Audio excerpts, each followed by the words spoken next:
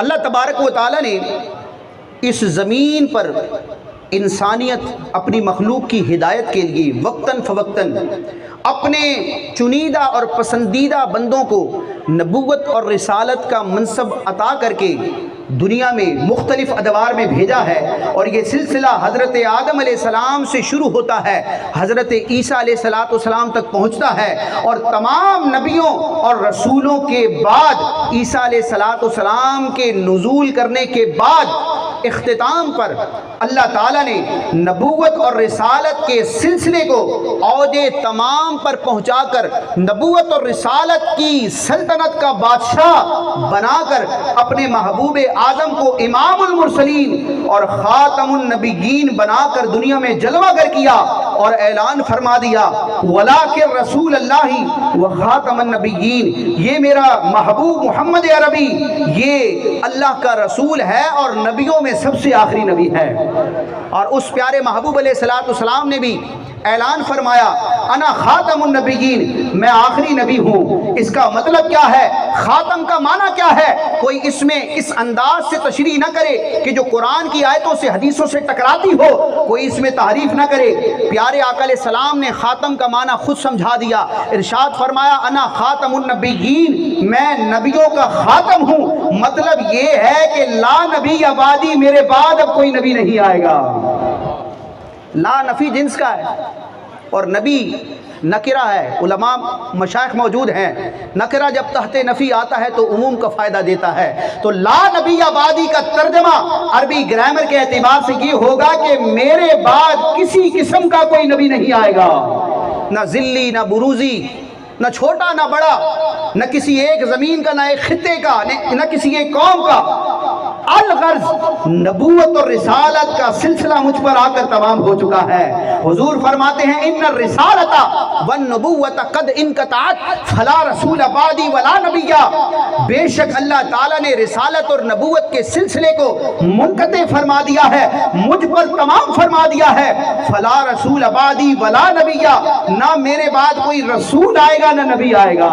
جس کو بریلی کے امام ایک ربائی کی صورت میں یوں بیان کرتے ہیں کہ آتے رہے انبیاء کما قیل لہم، آتے رہے انبیاء کما قیل لہم، والخاتم حقکم کے خاتم ہوئے تم، یعنی جو ہوا دفتر تنزیل تمام، آخر میں ہوئی مہر کے اکملت لکم۔ فتح باب نبوت پہ بے حد درود، ختم دور رسالت پہ لاکھوں سلام۔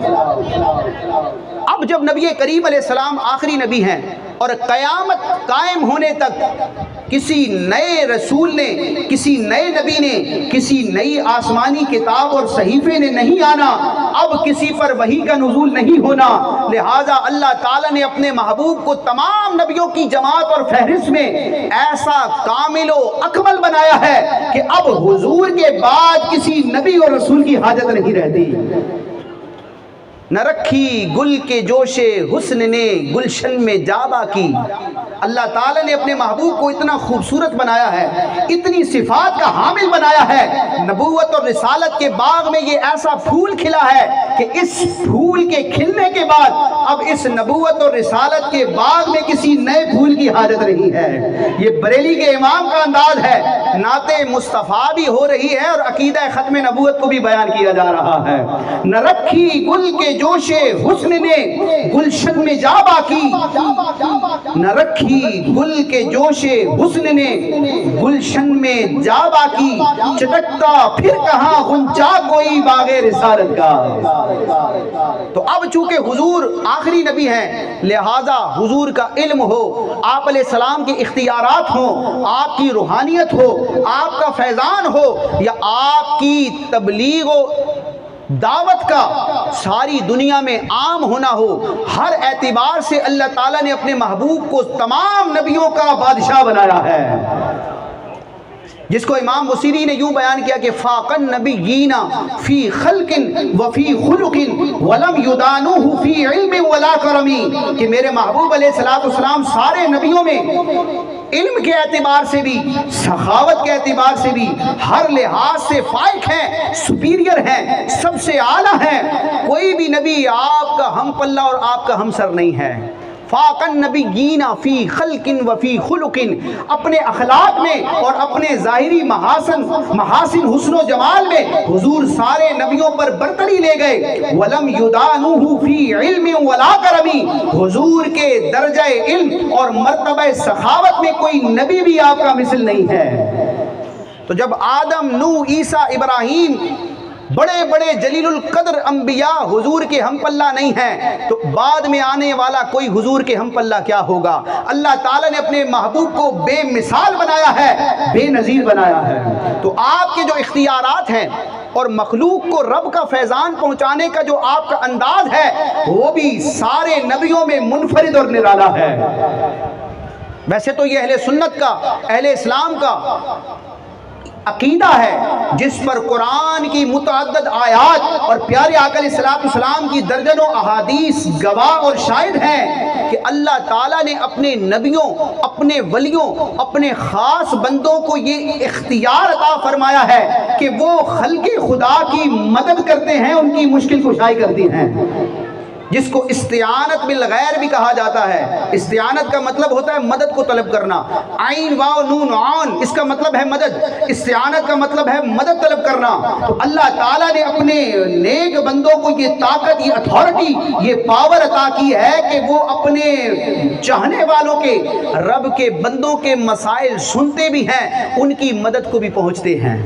اور اس پر کئی احادیث اور آیات دلالت کرتی ہیں جو اہل سنت کا نکھرا ہوا روشن عقیدہ ہے۔ واللہ وہ سن لیں گے، فریاد کو پہنچیں گے۔ بریلی کے امام فرماتے ہیں واللہ وہ سن لیں گے، فریاد کو پہنچیں گے، اتنا بھی تو ہو کوئی جو آہ کرے دل سے۔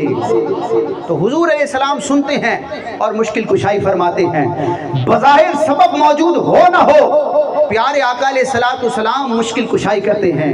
جب حضور علیہ السلام یا آپ کی برکت پانے والے اولیاء کی کرامات کا، ان کے اختیارات کا بیان کیا جاتا ہے کہ اللہ کے نبی نے، فلاں ولی نے، فلاں قطب اور ابدال نے مسلمانوں کی مدد کی ہے، مشکل کشائی کی ہے، حاجت روائی کی ہے، یا مسلمان ان کی بارگاہ میں حاضر ہو کر ان کی ظاہری زندگی میں یا ان کے دنیا سے پردہ فرمانے کے بعد ان کے مزار پر جا کر جب ان کو وسیلہ بنا کر وَابْتَغُوا إِلَيْهِ الْوَسِيلَةَ کے حکم پر، رب کے اس حکم پر عمل کرتے ہوئے دعاؤں میں ان کا وسیلہ پیش کرتے ہیں اور رب سے اپنی مرادیں پاتے ہیں، تو پھر شیطان وسوسہ دلاتا ہے۔ انسانی صورت میں بھی شیطان کی فکر کو پروان چڑھانے والے سامنے آتے ہیں اور سوشل میڈیا پر اور مختلف فورمز پر مسلمانوں کے، اہل سنت کے عقیدے کو متزلزل کرنے، اس میں شک ڈالنے کی کوشش کی جاتی ہے، اور بھولا بھالا مسلمان بعض اوقات شک میں پڑ جاتا ہے کہ ہم جو حضور کو پکارتے ہیں مدد کے لیے،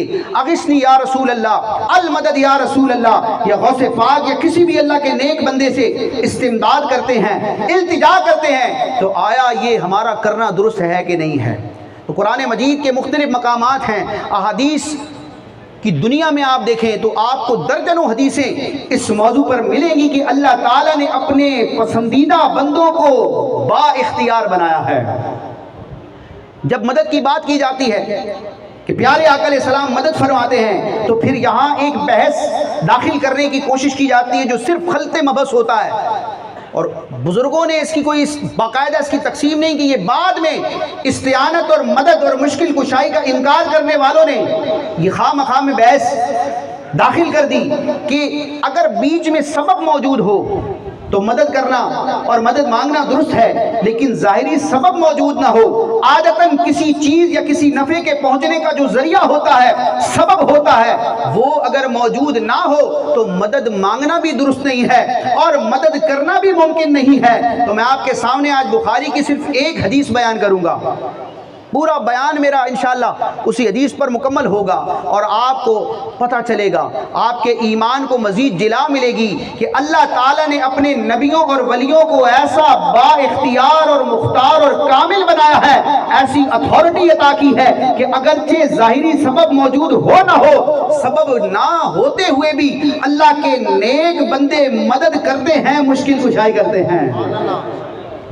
بخاری شریف کا آپ نے نام سنا ہوگا، جو قرآن مجید برہان رشید کے بعد مسلمانوں کی سب سے مستند، سب سے معتبر اور سب سے اوتھینٹک کتاب ہے، جس کو کہا جاتا ہے اصح الکتب بعد کتاب اللہ تعالی تحت ادیم السماء، کہ روئے زمین پر قرآن مجید کے بعد مسلمانوں کی سب سے صحیح کتاب امیر المومنین فی الحدیث امام محمد بن اسماعیل بخاری کی تصنیف کردہ صحیح بخاری ہے۔ ٹاپ لسٹ کی یہ حدیث کی کتاب ہے، سیاستہ میں بھی اس کا پہلے نمبر پر درجہ ہے۔ ساری حدیث کی کتابیں اس کے بعد سند کے اعتبار سے مانی جاتی ہیں، سند کے اعتبار سے، اعتماد کے اعتبار سے اور یقین کے اعتبار سے بخاری کا سب سے اعلیٰ درجہ ہے قرآن کے بعد۔ ویسے کسی شریعت کے مسئلے کو بیان کرنا ہونا تو اس کے لیے حدیث رسول کا ہونا ضروری ہے، بخاری ہی میں وہ حدیث ہو یہ کوئی ضروری نہیں ہے، کیونکہ بخاری شریف میں ایک اندازے کے مطابق تقریباً 7,000 سے کچھ ابو 7,200 یا اس طرح احادیث موجود ہیں، اور کچھ حدیثیں وہ ہیں جو امام بخاری نے مختلف علمی نکات اور وجوہات کی بنا پر ریپیٹیشن کے ساتھ ذکر کی ہیں، ایک سے زائد مرتبہ ذکر کی ہیں۔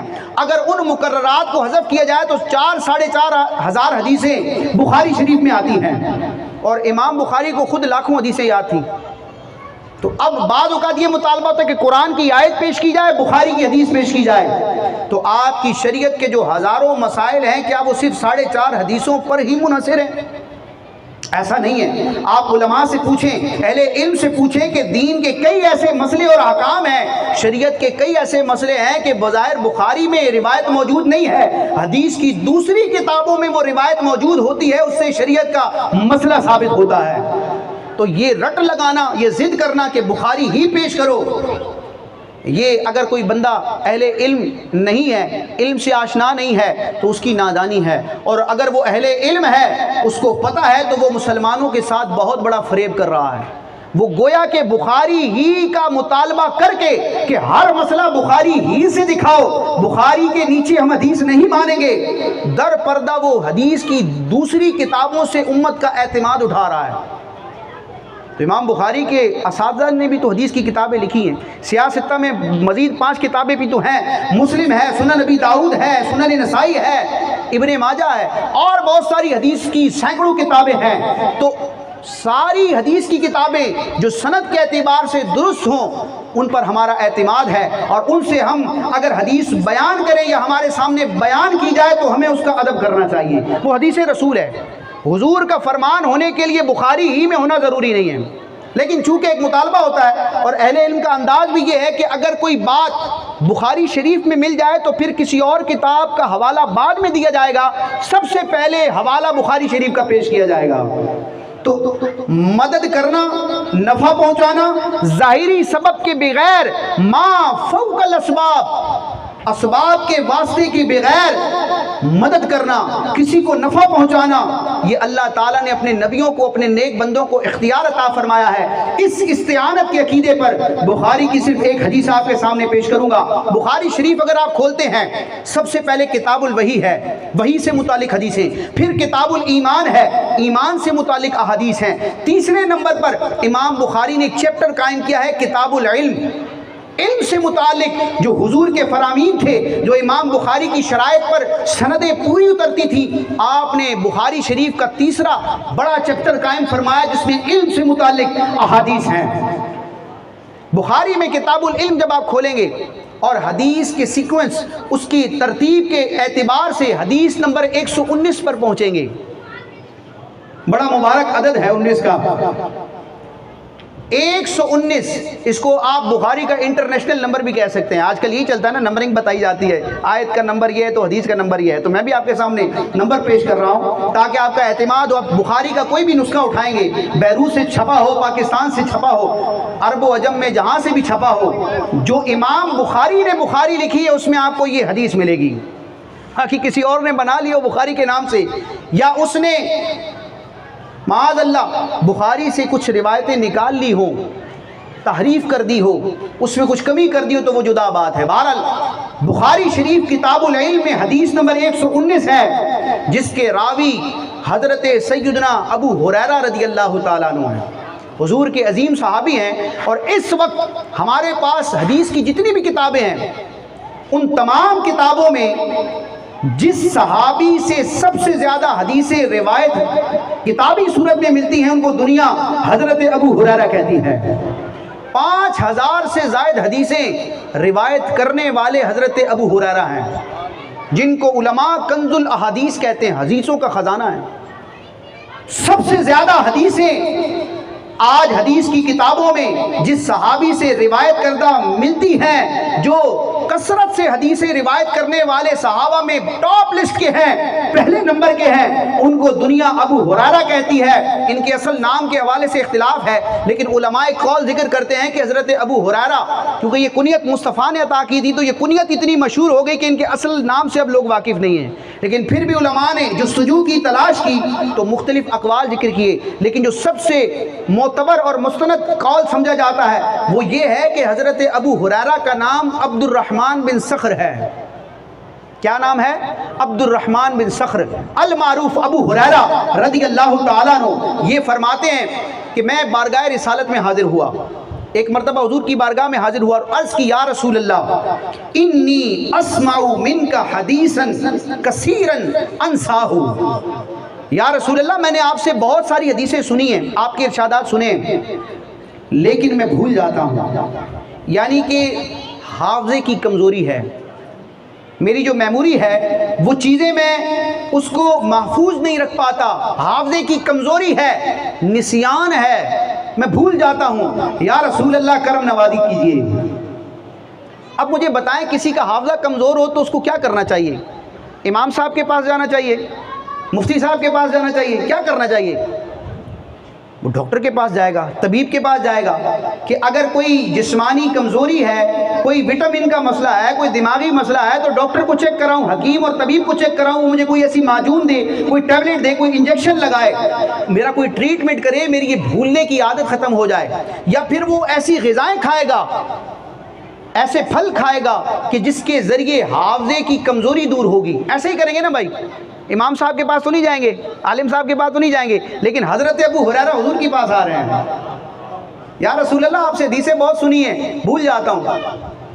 تو پیارے آقا علیہ السلام نے یہ نہیں فرمایا کہ ابو ہریرہ میں تو صرف نبی ہوں، میں نے تو صرف وحی کا پیغام پہنچانا ہے، رب کا پیغام پہنچانا ہے، دین کا، شریعت کا، ایمان کا مسئلہ ہو تو بتاؤ، دنیا کے معاملات اور یہ طب کے اور جسمانی صحت کے اور حافظے کے متعلق مسائل کا معاذ اللہ مجھے کیا پتا، جاؤ کسی ڈاکٹر کے پاس، جاؤ کسی طبیب کے پاس، جاؤ فلاں غذا کھا لینا۔ پیارے آقا علیہ السلام نے منع نہیں فرمایا۔ حضرت ابو ہریرہ کا حضور کی بارگاہ میں حافظے کی شکایت لے کر حاضر ہونا اور حضور کا منع نہ کرنا اس بات کی دلیل ہے کہ پیارے مصطفیٰ قرآن بھی عطا کرتے ہیں، رب کی معرفت بھی دیتے ہیں، دین بھی سکھاتے ہیں اور دنیاوی مسائل میں بھی مشکل کشائی فرماتے ہیں۔ اب حضور علیہ السلام کا رپلائی دیکھیے گا۔ ابو ہریرہ عرض کرتے ہیں، یا رسول اللہ حافظے کی کمزوری ہے، بہت حدیثیں سنتا ہوں، انسا بھول جاتا ہوں، کیا کروں؟ پیارے آقا علیہ السلام نے فرمایا، اے ابو ہریرہ ابسط رداءک، میں جو الفاظ بیان کر رہا ہوں اس کا میں ذمہ دار ہوں، بخاری میں اگر یہ الفاظ نہ ملیں، وہ بخاری جو امام بخاری نے لکھی ہے، محمد بن اسماعیل بخاری رحمت اللہ تعالیٰ علیہ نے جو بخاری لکھی ہے اس میں آپ کو سیکوینس کے اعتبار سے حدیث نمبر 119 کی ملے گی۔ حضور نے فرمایا ابسط رداءک، اے ابو ہریرہ اپنی چادر بچھا دو۔ ردا کہتے ہیں چادر کو، ردا پوشی کا لفظ آپ نے سنا ہوگا۔ اے ابو ہریرہ چادر بچھا دو۔ حضرت ابو ہریرہ نے عقل کے گھوڑے نہیں دوڑائے، جو آج سوشل میڈیا پر بیٹھے ہوئے اسکالرز عقل کے گھوڑے دوڑاتے ہیں، جو کرامت، جو معجزہ، جو فضیلت، جو شریعت کا مسئلہ، جو حضور کی شان، جو اولیاء اور صحابہ کی شان سمجھ میں نہ آئی اس کا انکار کر دیا، اس کا استہزاء کر دیا، میمز بنا دیے۔ وہ صحابی رسول تھے، حضور کے تربیت یافتہ تھے، انہوں نے یہ نہیں کہا کہ یا رسول اللہ میں حافظے کی شکایت کا عرض کر رہا ہوں، آپ فرما رہے کہ چادر بچھاؤ۔ میں نے کوئی درہم و دینار یا مال کا تقاضا تو نہیں کیا کہ آپ چادر پھیلانے کا فرما رہے ہیں۔ حضور کے حکم کی تعمیل کرتے ہوئے ابو ہریرہ فرماتے ہیں میں نے چادر کو بچھا دیا۔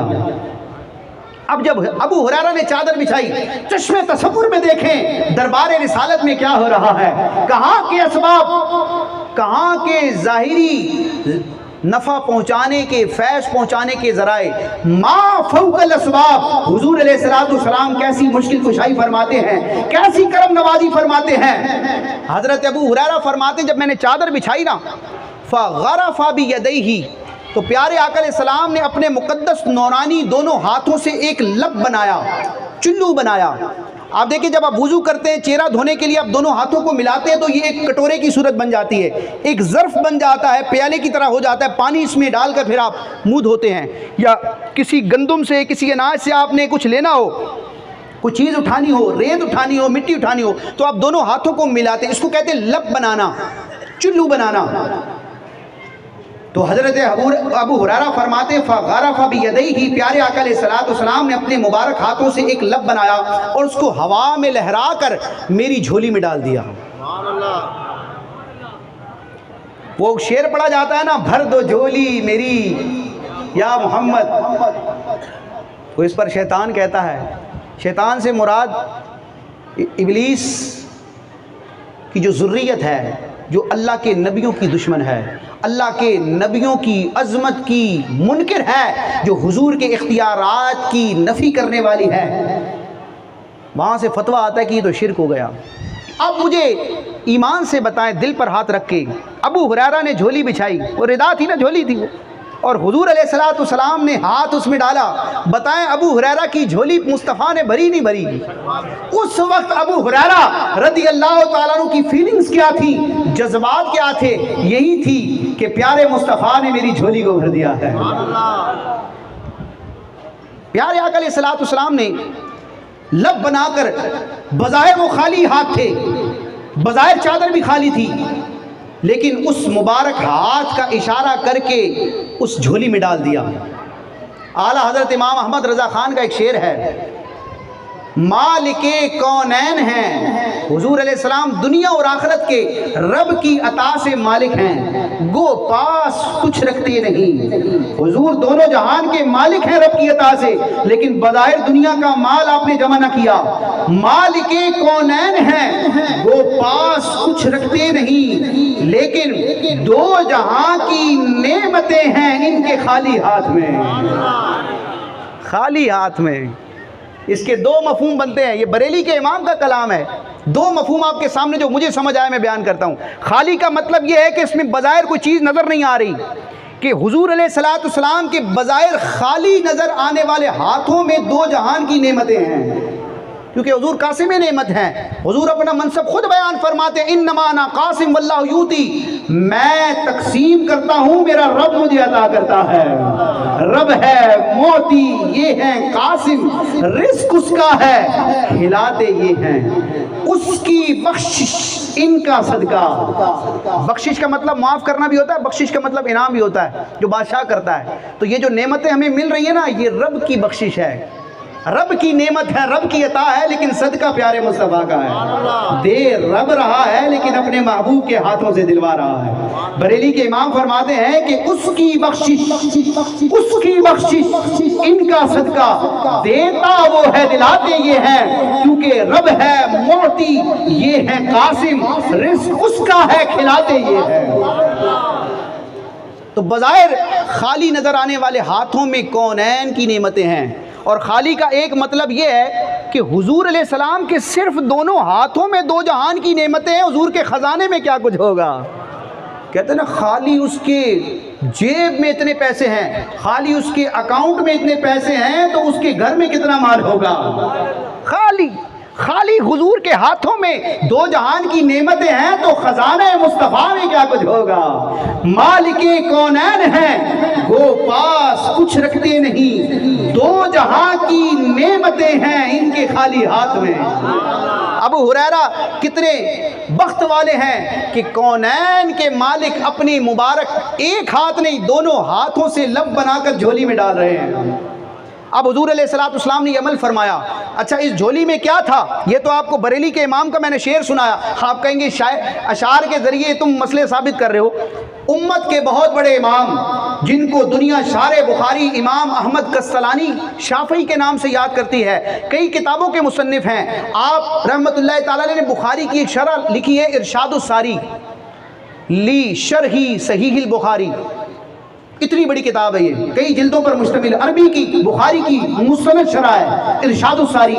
ارشاد الساری کھولیں، حدیث نمبر 119 بخاری کی، حضرت ابو ہریرہ نے فرمایا فغرف بیدیہ، پیارے آقا علیہ السلام نے اپنے دونوں مبارک ہاتھوں کا لب بنایا، چلو بنایا اور میری اس چادر میں، میری جھولی میں ڈال دیا۔ امام احمد کسلانی بیان کرتے ہیں کہ ان بظاہر خالی ہاتھوں میں کیا تھا۔ اب تشریح سنیں امام احمد کسلانی کی، یہ بریلی کے امام کی تشریح نہیں کر رہا، یہ ان سے پہلے کے بزرگ ہیں۔ امام احمد کسلانی ارشاد الساری میں بیان کرتے ہیں کہ یہ ہاتھوں میں تھا کیا؟ فغرف بیدیہ، پیارے آقا علیہ السلام نے دونوں ہاتھوں کا لب بنایا۔ بظاہر ظاہری آنکھوں سے دیکھا جائے تو بظاہر اس میں کوئی مال، درہم و دینار، کوئی دوائی کچھ موجود نہیں تھا، لیکن امام احمد کسلانی فرماتے ہیں من فیض فضل اللہ، اللہ کے فضل کا فیضان ان ہاتھوں میں تھا۔ من فیض فضل اللہ، اللہ کے فضل کا فیضان پیارے مصطفیٰ کے ہاتھوں میں تھا، جو اللہ تعالیٰ کے اذن سے، اللہ کے اختیار سے پیارے محبوب نے ابو ہریرہ کو عطا فرمایا۔ اور ارشاد فرمایا دمہ، اے ابو ہریرہ اس چادر کو اپنے سینے سے لگا لو۔ اب بھی ابو ہریرہ نے آبجیکشن نہیں کیا، اعتراض نہیں کیا، عرض نہیں کی کہ یا رسول اللہ میں تو حافظے کی شکایت کے لیے حاضر ہوا تھا، آپ نے فرمایا چادر بچھا دو، آپ نے یہ اشارہ فرمایا، اب فرما رہے ہیں سینے سے لگاؤ۔ چادر کو سینے سے لگانے سے کیا ہوگا؟ کہتے ہیں فدممتہ، مصطفیٰ کا حکم تھا، خلاف ورزی کیسے ہو سکتی تھی؟ یہ تو ایمان کی جان ہے، زمین پر خلق میں اللہ تعالیٰ کے نائب اعظم، خلیفہ اعظم ہے، ان کے حکم کو کیسے ٹالا جا سکتا ہے؟ کہتے ہیں فدممتہ، میں نے حضور کے حکم پر اس چادر کو اپنے سینے سے لگا لیا۔ اب سینہ چیرا نہیں گیا، دل تک، جسم کے اندرونی اعضاء تک، دماغ تک اس چادر کو پہنچایا نہیں گیا، صرف سینے سے لگایا گیا ہے۔ ہوتا کیا ہے؟ ابو ہریرہ فرماتے ہیں، بخاری کی حدیث نمبر 119 ہے، فرماتے فما نسیت شیئا بعدہ، پیارے مصطفیٰ کی اس کرم نوازی کے بعد میری جھولی جو مصطفیٰ نے بھری ہے، اس جھولی بھرے جانے کے بعد فما نسیت شیئا بعدہ، اس کے بعد میں کچھ بھی نہ بھولا۔ حافظے کی کمزوری دور ہو گئی، میری میموری جو ہے وہ مضبوط ہو گئی، اور آج دنیا مجھے کنز الاحادیث جیسے ٹائٹل سے یاد کرتی ہے، اور آج 15ویں صدی میں حدیث کی جو کتابیں ہیں اس میں سب سے زیادہ روایت کردہ حدیثیں میری ہیں۔ یہ گویا کہ حضرت ابو ہریرہ اپنا انٹروڈکشن پیش کر رہے ہیں۔ حافظے کی کمزوری تھی، بھول جاتے تھے، حضور نے ایسی عطا فرمائی، ایسی مشکل کشائی فرمائی، حافظہ مضبوط کرنے کی کوئی دوائی نہیں دی، کوئی معجون نہیں دی، کوئی انجیکشن نہیں لگایا، کوئی غذا ایڈوائز نہیں کی، بس جھولی بھری ہے، ظاہری سبب موجود نہیں تھا، ڈاکٹر بھی حیران ہے، طبیب بھی حیران ہے، دنیا حیران و پریشان ہے، لیکن مصطفیٰ ما فوق الاسباب، اسباب کی حاجت کے بغیر رب کا فضل اور فیضان رب کے بندے تک پہنچاتے ہیں۔ اب اس حدیث کی تشریح میں امام بدر الدین عینی رحمۃ اللہ تعالیٰ نے عمدۃ القاری شرح بخاری 25 جلدوں کی شرح ہے، حنفی بزرگ ہیں انہوں نے، امام ابن حجر عسقلانی نے حدیث سے بخاری کی شرح فتح الباری میں، عربی کی یہ بھی مستند شرح ہے اس میں، اور امام احمد کسلانی رحمۃ اللہ تعالیٰ نے ارشاد الساری شرح بخاری میں لکھا ہے۔ تینوں بزرگوں نے اس نقطے کو لکھا ہے، عربی گرامر کا ایک اصول ہے کہ جب اس میں نکرہ نفی کے بعد آئے، جو علماء مشائخ موجود ہیں، جو دینی طلباء موجود ہیں یا جن کو عربی گرامر آتی ہے، تو وہ میری بات فوراً پک کریں گے، سمجھیں گے، کیونکہ کچھ باتیں جو ہے نا علماء کے ذوق کے لیے بھی ہوتی ہیں، گرچہ عوام کے سامنے مشکل بات نہیں کرنی چاہیے، بالکل آسان انداز میں الحمدللہ، لیکن جو علماء مشائخ موجود ہوتے ہیں تو ان کے ذوق کی تسکین کے لیے، ان کی علم کی تشنگی بجھانے کے لیے یا ان سے برکتیں پانے کے لیے کچھ علمی نکات بھی بیان کیے جاتے ہیں، تو میرا انداز ہوتا ہے میں کچھ نہ کچھ علماء اور دینی طلباء کو بھی ایڈریس کرتا ہوں۔ تو اصول ہے کہ نکرہ تحت نفی آئے، نفی کے سیاق میں جب اس میں نکرہ آئے تو اس میں عموم ہوتا ہے، اس کے معنی کی وسعت ہوتی ہے، تو فما نسیت شیئا بعدہ میں ما حرف نفی ہے، کلمہ نفی ہے، اور اس کے بعد شیئا نکرہ آ رہا ہے، اور شے کا مطلب ہر زمین پر، آسمان پر، کائنات میں ہر وجود رکھنے والی چیز کو شے کہا جاتا ہے۔ تو شیء نکرہ ہے، ماں نفی کے تحت آ رہا ہے، تو اس میں کتنا عموم ہوگا؟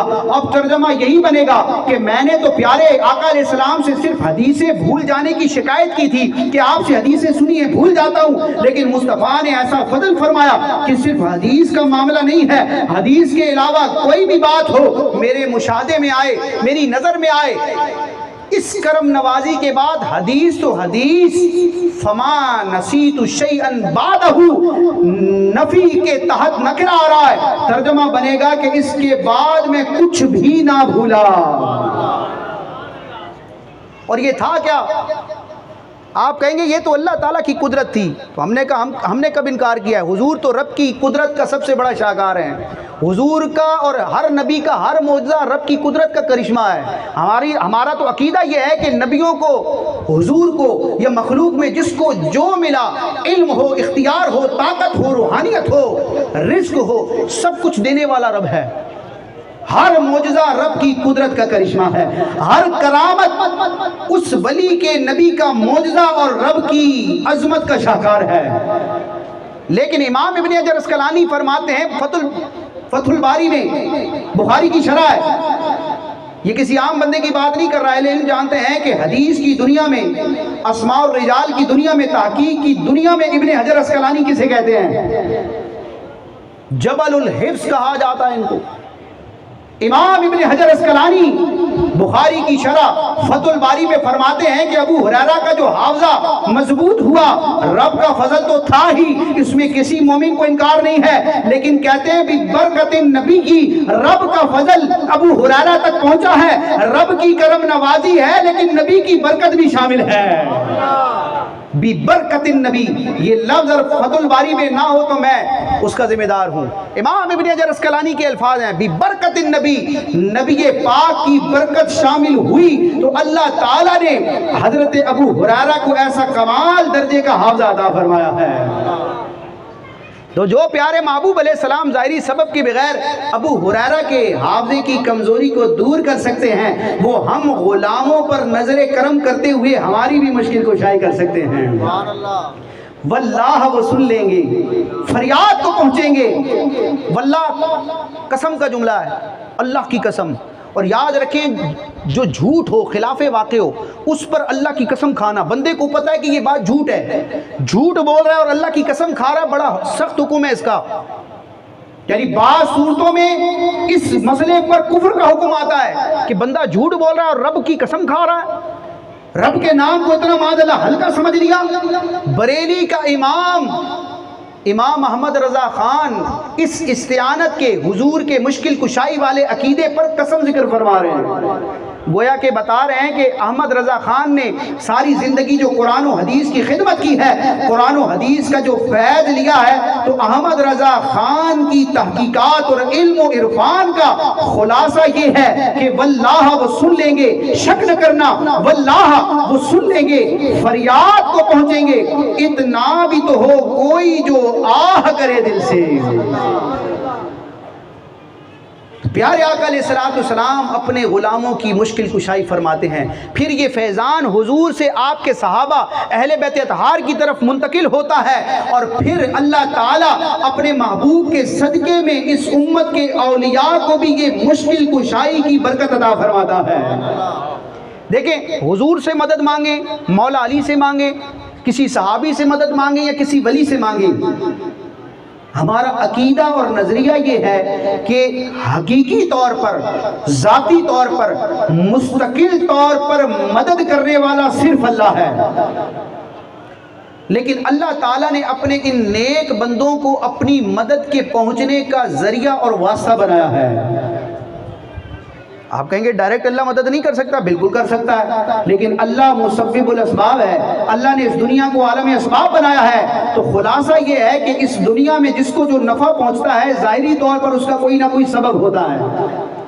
پیاس اللہ بجھاتا ہے، لیکن اللہ نے پیاس کے بجھانے کا سبب پانی کو بنایا ہے۔ انسان کی اور مخلوق کی بھوک اللہ مٹاتا ہے، لیکن اللہ نے بھوک مٹانے کا ظاہری سبب اناج اور کھانے کو بنایا ہے۔ شفا اللہ دیتا ہے، لیکن اللہ نے شفا کے پہنچنے کا سبب دوا کو اور طبیب اور ڈاکٹر کو بنایا ہے۔ تو اسی خدا نے مدد پہنچانے کا سبب اپنے نیک بندوں کو بنایا ہے۔